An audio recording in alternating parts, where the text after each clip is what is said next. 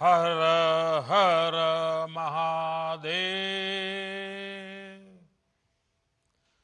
उत्तर प्रदेश के मुख्यमंत्री योगी आदित्यनाथ जी, उप मुख्यमंत्री ब्रजेश पाठक जी,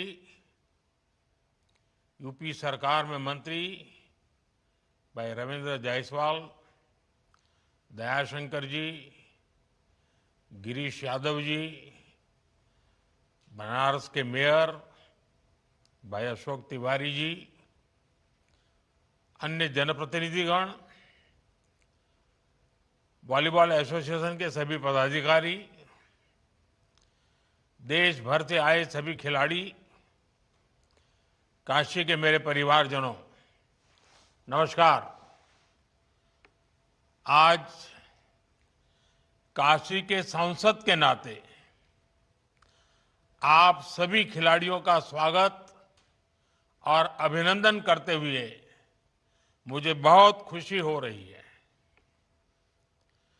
आज से काशी में नेशनल वॉलीबॉल चैंपियनशिप का शुभारंभ हो रहा है। आप सभी खिलाड़ी बहुत कड़ी मेहनत के बाद इस नेशनल टूर्नामेंट तक पहुंचे हैं। आपने जो मेहनत की है, आने वाले दिनों में काशी के मैदान पर उसकी परीक्षा होगी। वैसे मुझे बताया गया है कि देश के 28 राज्यों की टीमें यहां जुटी है, यानी आप सब एक भारत श्रेष्ठ भारत की बहुत सुंदर तस्वीर भी प्रस्तुत कर रहे हैं। मैं चैंपियनशिप में हिस्सा ले रहे सभी खिलाड़ियों को बहुत बहुत शुभकामनाएं देता हूं। साथियों, हमारे यहां बनारसी में कहा जाता है, बनारस के जानल चाहत होव तब बनारस आवे के पड़ी। तो आप लोग बनारस आ गए हैं और अब बनारस को जान भी जाएंगे। हमारा बनारस खेल प्रेमियों का शहर है। कुश्ती, कुश्ती के अखाड़े, मुक्केबाजी, नौका दौड़, कबड्डी, ऐसे कई खेल यहां बहुत मशहूर है। बनारस ने कई खेलों के नेशनल खिलाड़ी भी दिए हैं। Banaras Hindu university, UP college, Kashi Vidyapeeth जैसे शिक्षा संस्थानों के खिलाड़ी राज्य और राष्ट्रीय स्तर पर छाए रहे हैं। और काशी तो हजारों वर्षों से उन सब का सत्कार करती आई है जो ज्ञान और कला की साधना के लिए यहां जाते हैं। और इसलिए मुझे विश्वास है, नेशनल वॉलीबॉल चैंपियनशिप के दौरान बनारस का जोश हाई हो रहेगा। आप सभी खिलाड़ियों को उत्साह बढ़ाने वाले दर्शक भी मिलेंगे और काशी की आतिथ्य परंपरा को जीने का अवसर भी मिलेगा। साथियों, वॉलीबॉल एक साधारण स्पोर्ट नहीं है। नेट के इस पार और उस पार दोनों तरफ यह संतुलन का खेल है, यह सहयोग का खेल है और इस खेल में संकल्प शक्ति भी दिखती है। यानी बॉल को हर कीमत पर ऊपर ही उठाना है। वॉलीबॉल हमें टीम स्पिरिट से जोड़ती है। वॉलीबॉल के हर खिलाड़ी का मंत्र होता है टीम फर्स्ट। हर कोई भले ही अलग अलग स्किल्स का हो, लेकिन सभी प्लेयर्स अपनी टीम की जीत के लिए खेलते हैं। और मैं तो भारत की डेवलपमेंट स्टोरी और वॉलीबॉल में भी बहुत सी बातें कॉमन देखता हूं। वॉलीबॉल हमें सिखाती है कि कोई भी जीत अकेले नहीं होती। हमारी जीत हमारे कोऑर्डिनेशन, हमारे विश्वास और हमारी टीम की तत्परता पर निर्भर होती है। हर किसी की अपनी भूमिका है, अपनी जिम्मेदारी है, और हम तभी सफल होते हैं जब हर कोई अपनी जिम्मेदारी को बखूबी निभाता है, गंभीरता से निभाता है। हमारा देश भी इसी तरह आगे बढ़ रहा है। स्वच्छता से डिजिटल पेमेंट तक और एक पेड़ मां के नाम से लेकर विकसित भारत के अभियान तक हम इसलिए प्रगति कर रहे हैं क्योंकि देश का हर एक जन, हर एक वर्ग, हर प्रांत एक सामूहिक चेतना से, इंडिया फर्स्ट की भावना से देश के लिए काम कर रहा है। साथियों, आजकल दुनिया में भारत की ग्रोथ की, हमारी इकोनॉमी की भूरी भूरी प्रशंसा हो रही है। लेकिन जब देश विकास करता है तो ये प्रगति सिर्फ आर्थिक मोर्चे तक सीमित नहीं रहती। ये आत्मविश्वास खेल के मैदान पर भी दिखता है। यही हम बीते कुछ सालों में हर स्पोर्ट्स में देख रहे हैं। साल 2014 के बाद से अलग अलग खेलों में भारत का प्रदर्शन लगातार बेहतर हुआ है। हमें बहुत गर्व होता है जब जैन जी को खेल के मैदान पर तिरंगा फहराते देखते हैं। साथियों, एक समय था जब खेलों को लेकर सरकार और समाज दोनों में ही उदासीनता का भाव था। इस वजह से खिलाड़ियों में भी अपने भविष्य को लेकर आशंकाएं रहती थी। बहुत कम युवा स्पोर्ट्स को करियर की तरह अपनाते थे।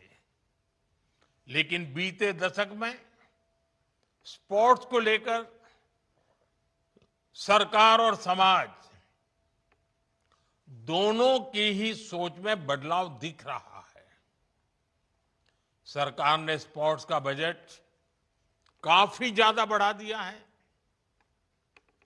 आज भारत का खेल मॉडल एथलीट सेंट्रिक हो गया है।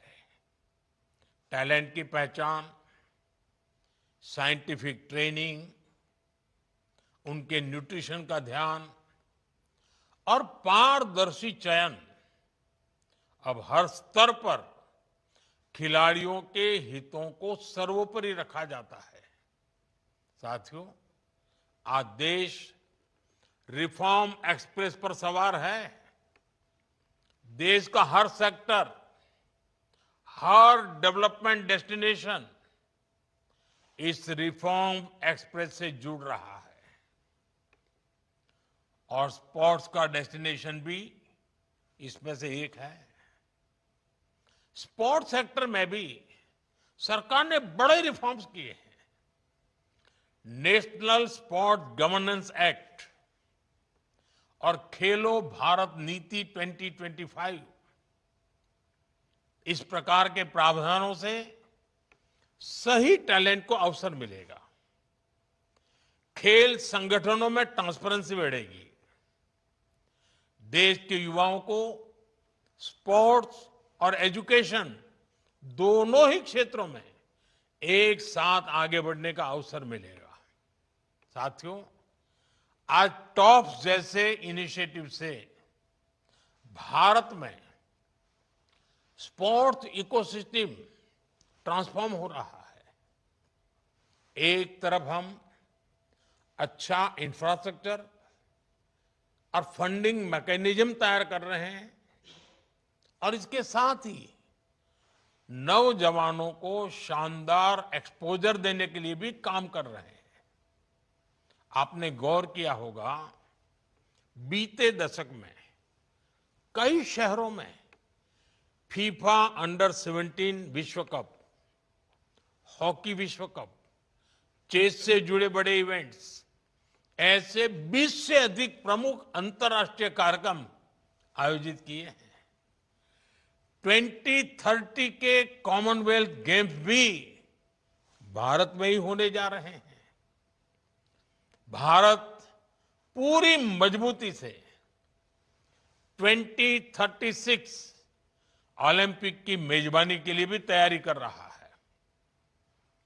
इसके पीछे प्रयास है कि ज्यादा से ज्यादा खिलाड़ियों को ज्यादा से ज्यादा खेलने के मौके मिले।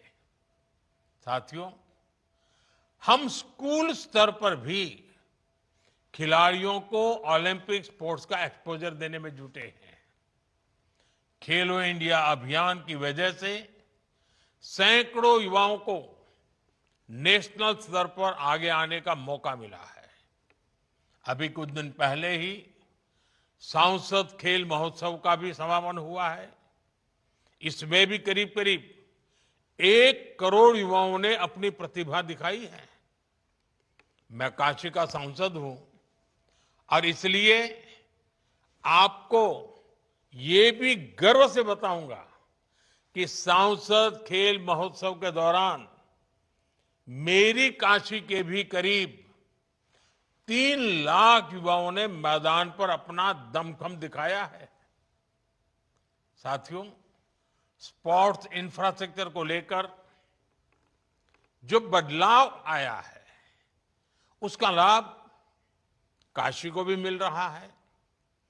काशी में आधुनिक खेल सुविधाएं बन रही हैं, अलग अलग खेलों से जुड़े स्टेडियम बन रहे हैं, नए स्पोर्ट्स कॉम्प्लेक्स में आसपास के जिलों के खिलाड़ियों को भी ट्रेनिंग का मौका मिल रहा है।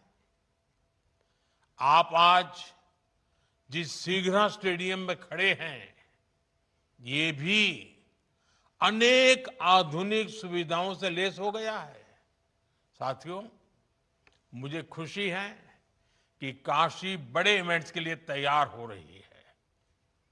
वॉलीबॉल के नेशनल कंपटीशन के लिए देश के स्पोर्टिंग मैप में जगह बनाना भी काशी के लिए बहुत अहम है। और इस स्पोर्ट्स इवेंट से पहले भी काशी में ऐसे कई आयोजन हुए हैं, जिससे यहां के लोगों को, यहां की लोकल इकोनॉमी को परफॉर्म करने के बड़े अवसर मिले हैं। जैसे बनारस में G20 की महत्वपूर्ण मीटिंग्स हुई, काशी तमिल संगमम और काशी तेलुगु संगमम जैसे सांस्कृतिक उत्सव हुए हैं, प्रवासी भारतीय लोगों का सम्मेलन हुआ है और काशी शंघाई सहयोग संगठन की सामूहिक राजधानी भी बनी है, सांस्कृतिक राजधानी के रूप में।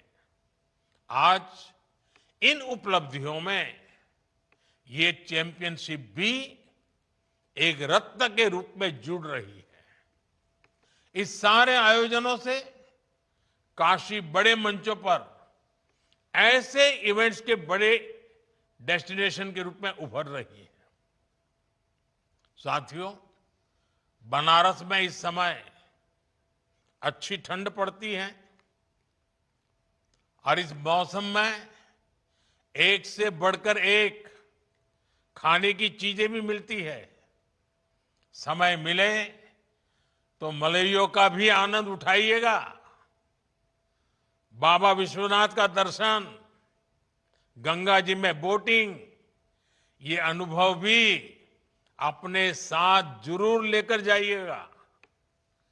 बाकी इस टूर्नामेंट में अच्छे से खेलिए। काशी की धरती से आपका हर स्पाइक, हर ब्लॉक और हर पॉइंट भारत की स्पोर्ट्स एस्पिरेशंस को और बुलंदी दे। इसी अपेक्षा के साथ आप सभी को फिर से बहुत बहुत शुभकामनाएं। धन्यवाद। वंदे मातरम।